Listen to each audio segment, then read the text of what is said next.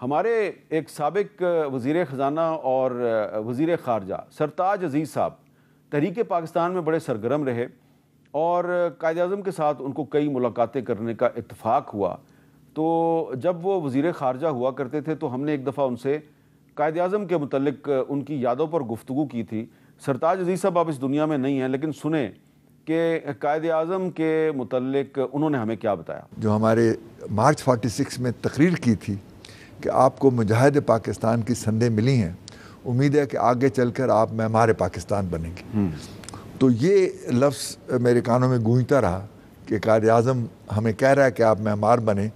تو میں جو ڈیولپمنٹ پروفیشنل ہوا، یہ اسی ہدایت کی یہ تعبیر. وہ جو قائد اعظم سے آپ کو مجاہد پاکستان کا سرٹیفکیٹ ملا وہ ابھی تک ہے آپ کے پاس؟ ہاں جی، اس کی کاپیاں ہیں، کیونکہ اوریجنل پارٹیشن کے وقت میں جو کاغذ ہوئے وہ ہوا.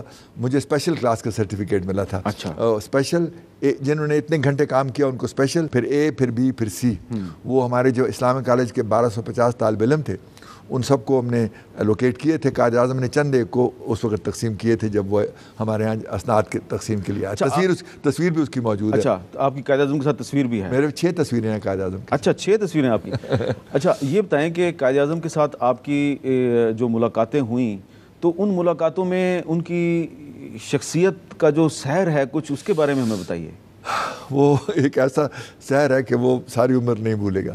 ایک تو یہ کہ وہ طالب علموں کے ساتھ اتنی شفقت سے پیش آتے تھے کہ وہ کہتے تھے کہ تم میرے بے غرض سپاہی ہو. باقی جو لینڈ لارڈز ہیں یا بزنس مین ہیں وہ کسی غرض سے آ رہے ہیں، لیکن یہ طالب علم جو ہے یہ میرے بے غرض سپاہی ہیں، اثاثہ ہیں. اور وہ جس طریقے سے ہمیں موٹیویٹ کرتے تھے، میں نے ایک دفعہ مجھے یاد ہے گھاس پہ ہمارے ساتھ بیٹھے ہوئے تھے، زمین پر گھاس پہ بیٹھ کر اپنے ممدوٹ ولا کے لان میں، اور کہہ رہے تھے کہ آپ لوگوں کو کیا محسوس ہوتا ہے. تو وہ تقریر جو انہوں نے کی تھی 46 میں، تو انہوں نے کہا تھا کہ مسلمان کامرس اور انڈسٹری میں بہت پیچھے ہیں اور آپ اس کی طرف توجہ دیں. تو میں نے ان سے اس وقت ڈرتے رہتے کہا کہ sir what can we student do for commerce and industry? You should ask these people landlords with money to invest in commerce اور انڈسٹری. تو انہوں نے سگار کا کش لگایا کہ my boy diversion for students مین ڈائیورشن ان اسٹڈیز. یعنی اس کا مطلب ہے کہ آپ لوگ ایسے سبجیکٹ پڑھیں جس میں آپ کامرس اور انڈسٹری. تو اس نے میرا رخ موڑ دیا. میں تو میرے والد صاحب تو مجھے وکالت کرانا چاہ رہے تھے، لیکن اس کے بعد پھر میں ہیلے کالج آف کامرس چلا گیا. اچھا، یعنی کہ آپ اس طرف قائد اعظم کی ایڈوائس پہ ہدایت پہ آئے. اچھا.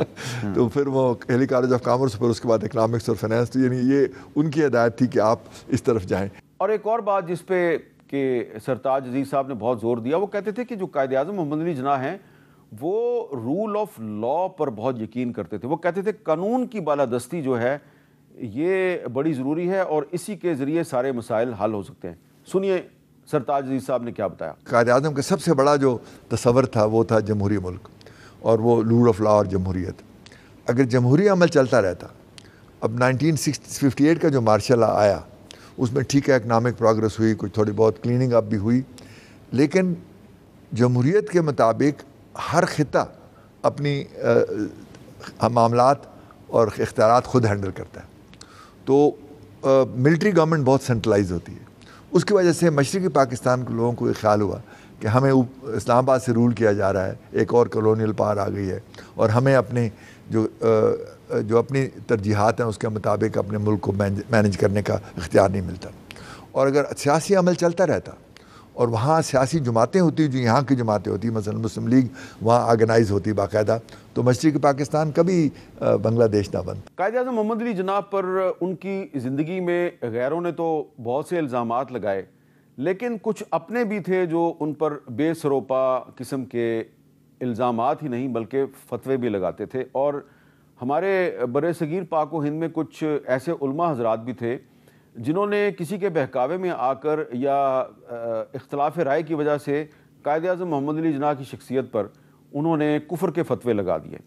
اور اس طرح کے فتوے علامہ اقبال پر بھی لگائے گئے، قائد اعظم پر بھی لگائے گئے، لیکن بہت سے جو جید حق پرست علماء تھے وہ علامہ اقبال کی بھی سپورٹ میں سامنے آئے اور قائد اعظم محمد علی جناح کی بھی سپورٹ میں آئے. لیکن 1929 کے آس پاس جب قائد اعظم محمد علی جناح کی جو اہلیہ تھیں وہ وفات پا گئیں، تو قائد اعظم جو ہیں ایک تو اہلیہ کی وفات کی وجہ سے کافی اداس تھے، اور پھر مسلم لیگ کے اندر بھی کافی اختلافات تھے، تو کچھ عرصے کے لیے قائد اعظم محمد علی جناح جو ہیں وہ لندن چلے گئے، انہوں نے وہاں پہ گھر خرید لیا اور انہوں نے پریکٹس شروع کر دی۔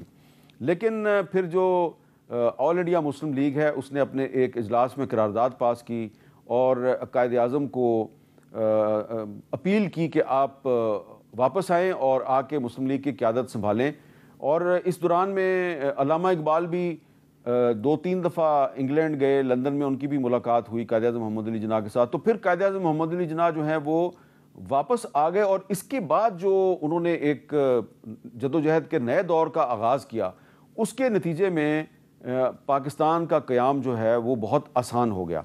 تو اس میں دیکھنے کی بات یہ ہے اور غور کرنے کی بات یہ ہے کہ آج بھی آپ دیکھتے ہیں کہ سیاست میں بہت سازشیں ہوتی ہیں، اور ان سازشوں کی وجہ سے کچھ سیاستدان جو ہیں وہ دل ان کا ٹوٹ جاتا ہے، وہ مایوس ہو جاتے ہیں، وہ یا تو سیاست سے کنارہ کشی کر لیتے ہیں یا وہ کوئی کمپرومائز کر لیتے ہیں۔ لیکن قائد اعظم نے وقتی طور پر کچھ عرصے کے لیے خاموشی اختیار کی، لیکن وہ رابطے میں تھے مسلم لیگ کے ساتھ، اور جب مسلم لیگ نے ان کو واپس بلایا تو وہ واپس آ گئے، اور پھر انہوں نے دوبارہ جدوجہد کی۔ یہاں پر ایک بات بڑی اہم ہے کہ جو لوگ قائد اعظم پر کفر کے فتوے لگاتے تھے وہ ان کو بلیک میل کرنے کی کوشش بھی کرتے تھے، اور ایک دفعہ قائد اعظم پر 1943 میں 1943 میں قائد اعظم پر بمبئی میں ایک قاتلانہ حملہ ہوا۔ حملہ کرنے والا جو ہے وہ ایک مسلمان تھا، اور اس کا تعلق جو ہے وہ خاکسار تحریک کے ساتھ تھا۔ اس نے خنجر کے ساتھ قائد اعظم پر حملہ کیا، قائد اعظم نے اس کا ہاتھ پکڑ لیا، قائد اعظم زخمی بھی ہوئے۔ لیکن یہ جو واقعہ ہے، اس واقعے کے بعد جو خان آف قلات تھے، خان آف قلات کی کتاب جو ہے وہ میرے پاس ہے، میں چاہتا ہوں کہ اس کتاب سے میں آپ کو حوالہ دوں۔ میر احمد یار خان بلوچ جو خان آف قلات تھے، وہ قائد اعظم کے دوست بھی تھے اور قائد اعظم ان کے لیگل ایڈوائزر بھی تھے۔ تو جب ممبئی میں قائد اعظم پر قاتلانہ حملہ ہوا تو یہ خان آف قلات نے اپنی کتاب میں یہ بتایا ہے کہ پھر انہوں نے اپنا ایک جو سیکورٹی گارڈ تھا، اپنا ایک محافظ، وہ بمبئی قائد اعظم کے پاس بھیج دیا 1943 میں، اور اس کے بعد وہ جو محافظ تھا خان آف قلات کا، وہ جو سیلری ہے وہ تو اسٹیٹ آف قلات سے لیتا تھا، لیکن وہ قائد اعظم کے ساتھ رہتا تھا، اور 7 اگست 1947 تک وہ قائد اعظم کے ساتھ بطور گارڈ اس نے اپنی خدمات سر انجام دیں۔ اس سے آپ اندازہ لگائیں کہ وہ خان آف قلات جو پاکستان بننے کے بعد ایسے حالات پیدا ہوئے کہ ان کو گرفتار بھی کر لیا گیا، ان کے ساتھ کافی زیادتی بھی ہوئی، لیکن جب قائد اعظم زندہ تھے تو ان کے ساتھ خان آف قلات کی بڑی دوستی تھی۔ اور آگے چل کے میں آپ کو بتاؤں گا کہ بلوچستان کے معاملے میں جو قائد اعظم اور خان آف قلات کے درمیان کیا کچھ طے ہوا تھا۔ قائد اعظم جو تھے ان میں ٹالرنس بہت تھی، اور وہ جو غیر مسلم ہیں ان کے ساتھ ان کی بڑی دوستی بھی ہوتی تھی۔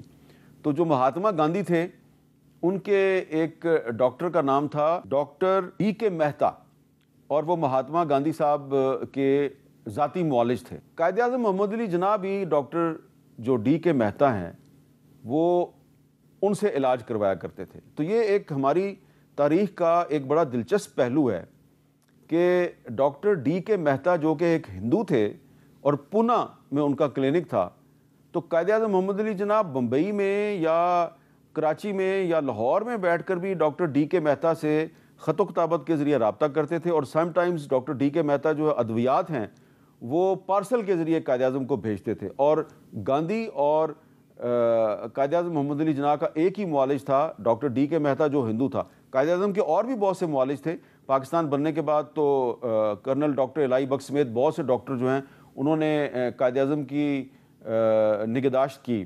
لیکن یہ میں نے آپ کو مثال اس لیے دی ہے کہ قائد اعظم جو ہے نا وہ صرف ایک ظاہری طور پہ نہیں کہتے تھے کہ مسلمان پاکستانی اور غیر مسلم پاکستانی برابر ہے، وہ ظاہری طور پہ مائنورٹیز رائٹس کے علمبردار نہیں تھے، بلکہ خود بھی اپنی پریکٹیکل لائف میں ایک ہندو ڈاکٹر جو ہے وہ اس سے اپنا علاج کروایا کرتے تھے۔